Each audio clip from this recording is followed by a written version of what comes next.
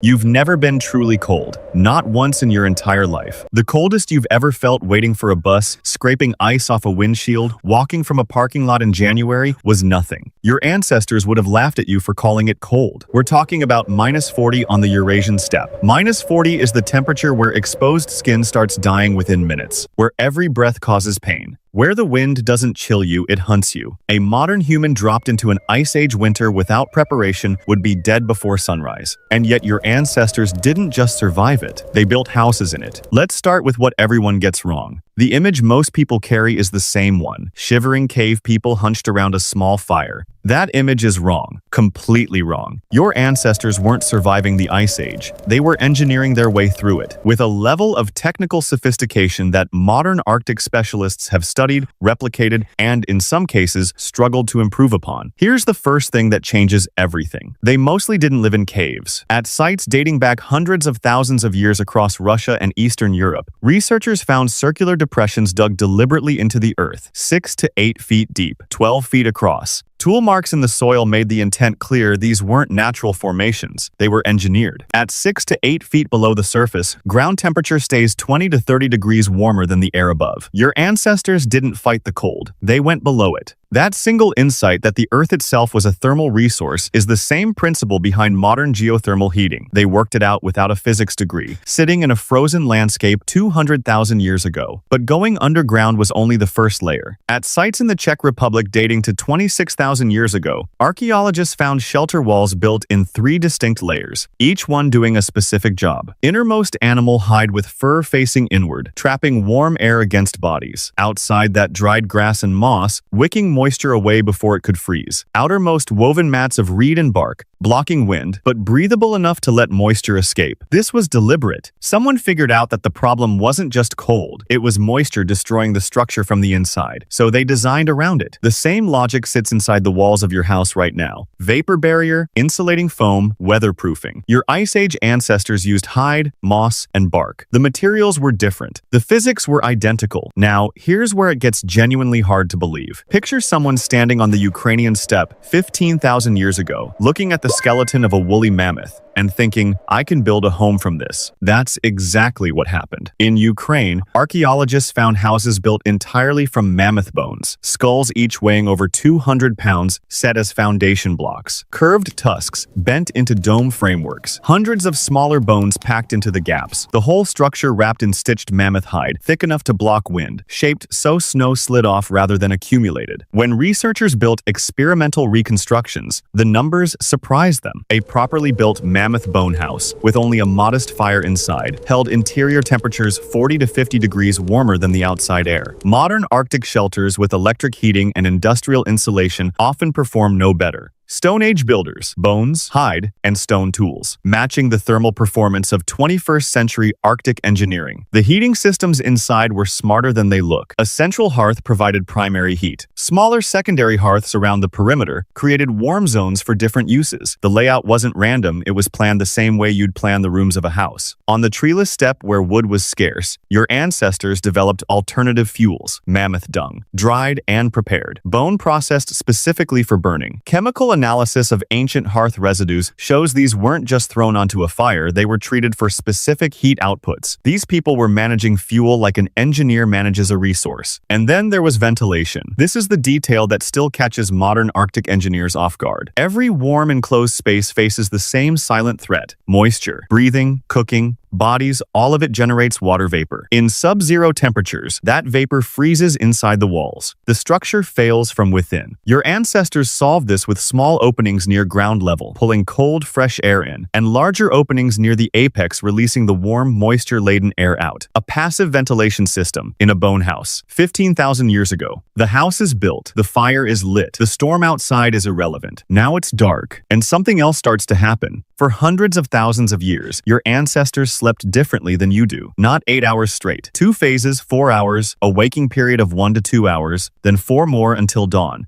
This wasn't disorder. This was the default human sleep pattern. It's been documented across dozens of historical cultures and confirmed in a 1992 experiment where modern volunteers removed from artificial light for a month automatically returned to the same two-phase rhythm, without exception. That waking hour in the middle of the night, inside a warm bone house while the steppe outside was frozen solid, that's when something remarkable happened. Anthropologist Polly Wiesner spent years studying one of the last communities on Earth still living close to the original human pattern. What she found was striking. During daylight hours, roughly 80% of conversation was practical, logistics, hunting, resources. But at night, around the fire, that number flipped. 81% of nighttime conversation was stories. The campfire was the original theater, the original classroom, the original place where humans became fully human. The carved figurines found at Paleolithic sites across Europe, most discovered in winter shelter contexts. The cave paintings that defined our species, many created during the long months of winter confinement, by firelight, in bone houses. While the steppe outside was locked in ice, the art that made us human wasn't born in summer, it was born in the dark. None of this was accidental. Building a mammoth bone house took 2 to 3 weeks of intensive work by 8 to 10 adults, which means construction had to begin in late summer, well before conditions made outdoor work impossible. Analysis of tool wear and seasonal bone deposits at these sites confirms it. These weren't people scrambling to survive. They were operating on seasonal calendars, planning months ahead, executing with precision. Food storage followed the same engineering logic. In permafrost regions, underground chambers connected to winter shelters served as natural freezers, meat preserved and accessible throughout winter, regardless of storms above. The same physics as a modern refrigerator, implemented 20,000 years before electricity existed. Clothing used the same layered composite approach as the shelters. Multiple animal hides selected for different properties. The innermost layer, dense and close-fitting, trapped a thin layer of warm air directly against skin. The outer layer, heavier, oiled hide, shed wind and moisture. You'd be surprised how heavy a full Ice Age winter outfit was. Some reconstructions weigh over 15 pounds. They didn't just wear it, they maintained it, repaired it, passed the knowledge of making it down through generations. At the end of the Ice Age, as climates warmed and forests expanded, this entire knowledge system was gradually set aside. Not lost to catastrophe, just made unnecessary. The people who carried it moved into a warmer world and slowly stopped needing it. Modern Arctic engineers studying these remains have described being genuinely unsettled by what they found. Not impressed in a distant, academic way, unsettled, because the solutions were so precise, so well-reasoned. You didn't invent warmth. You inherited it from people who had nothing but cold, time,